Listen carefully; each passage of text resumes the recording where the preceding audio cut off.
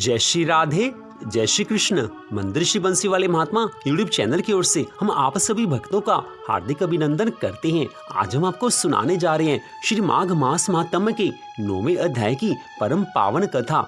बोल श्री राधा कृष्ण भगवान की जय। बोल श्री माघ मास महात्म्य की जय।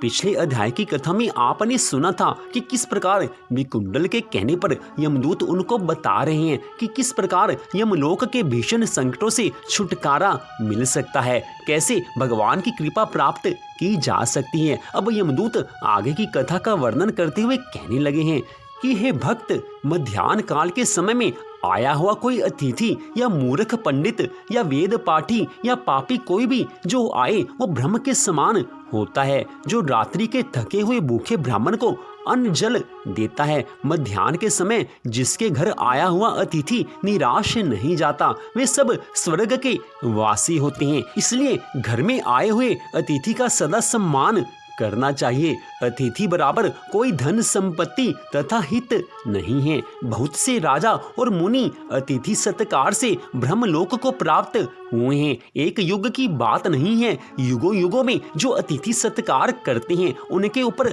ठाकुर जी की अनंत कृपा होती है। उनको इस जीवन के बाद भगवान के ब्रह्मलोक में स्थान मिलता है। जो एक समय आलस्य से भी अतिथि को भोजन करा दे तो वो भी यम द्वार को नहीं देखता है, उसको यमलोक के भीषण संकटों का सामना नहीं करना पड़ता है।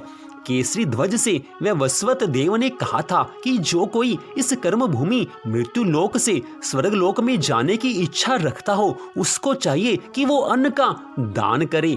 दूत कहने लगा है कि यमराज कहते हैं कि अन्न के बराबर दूसरा और कोई दान नहीं है। जो अन्न दान करता है उसको यमलोक के कष्टों को नहीं सहना पड़ता, उसको भगवान के धाम में वास मिलता है। जो गर्मियों में जल, सर्दियों में ईंधन और सदा अन्न का दान करते हैं उनको यमलोक के भीषण संकटों का सामना नहीं करना पड़ता, उनको यमलोक के दुख नहीं उठाने पड़ते। जो अपने किए हुए पापों का प्रायश्चित करता है वह नरक को नहीं जाता है। जो काया, वाचा और मन से किए हुए पापों का प्रायश्चित करता है वह देव और गंधर्वों से सेवित शुभ लोक को प्राप्त करता है। इसलिए मनुष्य को चाहिए कि अगर जीवन में कोई पाप कर्म बन गए हों तो उनका प्रायश्चित इस मनुष्य जीवन में ही कर लें, क्योंकि प्रायश्चित करने से सब पाप कर्म नष्ट हो जाते हैं। कोई मनुष्य चाहे वो छोटा सा पाप कर्म करे, चाहे वो घोर बड़ा पाप कर्म करे, उसका फल तो उसको भुगतना पड़ता है।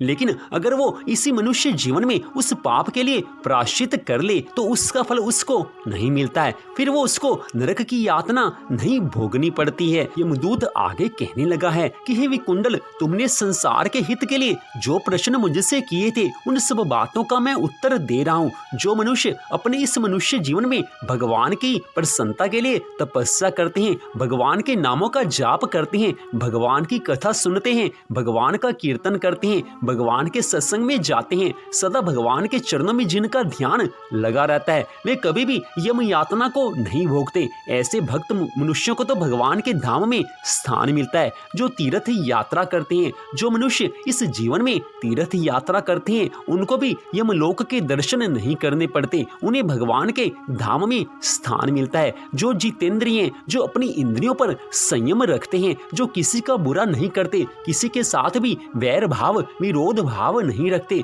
सदा सबका भला चाहते हैं, सदा भगवान की आराधना में लीन रहते हैं, ऐसे लोग भी कभी किसी तरह की यम यातना को नहीं भोगते, उनको भी भगवान के धाम में स्थान मिलता है। जो नित्य प्रति किसी न किसी तरह से धर्म का पालन करने में संलग्न है, जो सदा भगवान श्री हरि विष्णु जी की पूजा आराधना में लगे हुए हैं, जो भगवान की कृपा से अपने मनुष्य जीवन को भगवान की तरफ लगाए हुए हैं, ऐसे लोगों का उद्धार भगवान अपने आप स्वयं करते हैं।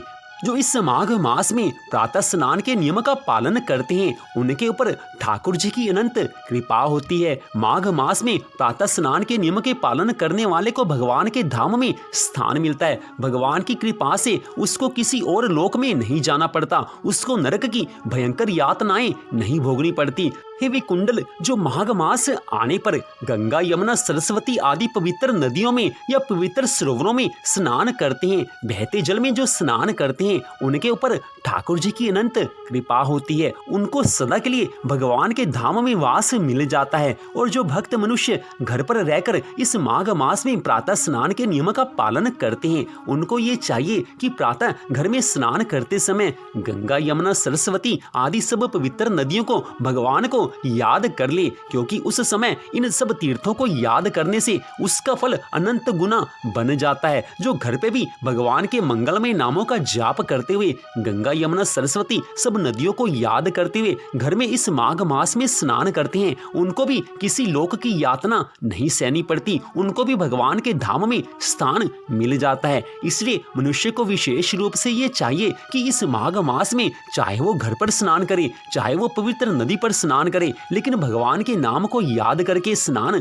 करना चाहिए। गंगा, यमुना, सरस्वती इन सब पावन नदियों को याद करके जो माघ मास में स्नान करता है, उसको भगवान के धाम में अवश्य ही वास मिलता है। उसको सदा के लिए भगवान के धाम में रहना होता है। भगवान की अनंत कृपा उस पर हो जाती है। माघ मास के स्नान के समान और कोई भी पुण्य कर्म हो ही नहीं सकता। आज आगे की कथा का वर्णन करते हुए यमदूत कहने लगे हैं कि हे विकुंडल, जो पृथ्वी का दान करते हैं, जो सोने का दान करते हैं, जो गौ का दान करते हैं, उनको स्वर्ग में वास मिलता है, उनको स्वर्ग लोक से कभी वापस नहीं आना पड़ता। जो बुद्धिमान भक्त पुण्य तिथियों, व्यतिपात, संक्रांति आदि को थोड़ा सा दान करते हैं, उनको भी बुरी गति प्राप्त नहीं होती, उनको भी भगवान के धाम में निवास मिलता है। इसलिए यथाशक्ति विशेष रूप से एकादशी, द्वादशी, त्रयोदशी, पूर्णिमा, अमावस्या, संक्रांति आदि के दिनों में और मंगल उत्सवों पर कुछ न कुछ दान अवश्य करना चाहिए। जैसी आपकी शक्ति हो, जैसी आपकी भावना हो, उसके अनुसार कुछ न कुछ दान करने से कभी भी भयंकर यमलोक की यातना नहीं सहनी पड़ती। जो कुछ न कुछ दान पुण्य करते रहते हैं, उनको भगवान के धाम में स्थान मिलता है। भगवान की ऐसे भक्तों पर अनंत कृपा होती है। हे विकुंडल, जो मनुष्य सत्यवादी है, सदा सच बोलता है, बिना कारण अधिक नहीं बोलता, जब बोलता है तो मीठा बोलता है, जो क्षमाशील है, जो नीतिवान है, जो पराई निंदा नहीं करता है, जो सब पर दया करता है, जो पराये गुणों का वर्णन करता है, पराये धन को जो तिनन के समान समझता है, ऐसे लोग भी कभी नरक की यातना को नहीं भोगते। तो आज की इस कथा में विकुंडल के पूछने पर यमदूत ने धर्म के अनेक तरह के मार्ग बताए हैं। जो इन धर्म के मार्गों पर चलता है, उसको नरक की यातना नहीं भोगनी पड़ती। विकुंडल ने यही यमदूत से पूछा था कि किस कर्म के करने से यमलोक की यातना से छुटकारा मिल सकता है, किन कर्मों को करने से नरक के कष्टों से मनुष्य को छुटकारा मिल सकता है। विकुंडल की इन सब बातों को यमदूत अपनी कथा द्वारा सब कुछ समझा रहे हैं। आज उन्होंने स्पष्ट कहा है कि जो अपने जीवन में धर्म का पालन करते हैं, जो यथाशक्ति दान पुण्य आदि करते हैं, ये सब लोग